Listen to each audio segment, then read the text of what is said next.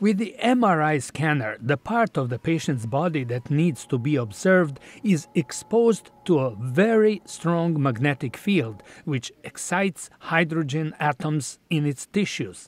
Different tissues emit different radio frequencies, which a computer turns into images. For the image to be as clear as possible, the patient has to lie perfectly still.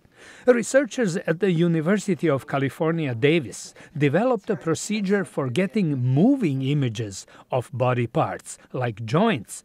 Professor Robert Botan, who leads the research team, says the procedure called active MRI captures multiple images per second.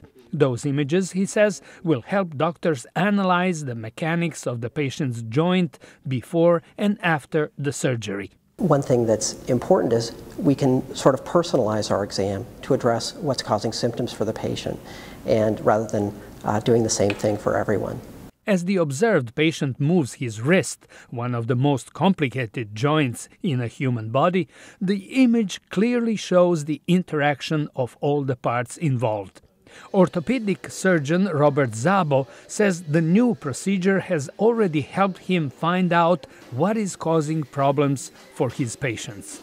We can understand why one person develops an unstable wrist, why one person has pain and wears out the joint surface on one area of the wrist, and what we can do to replace, make better products, or even do soft tissue corrections to improve that patient's life. Robert Botan says active MRI will also help doctors better understand all the moving parts of the body. I think that it certainly could and perhaps should be applied to every other joint in the body.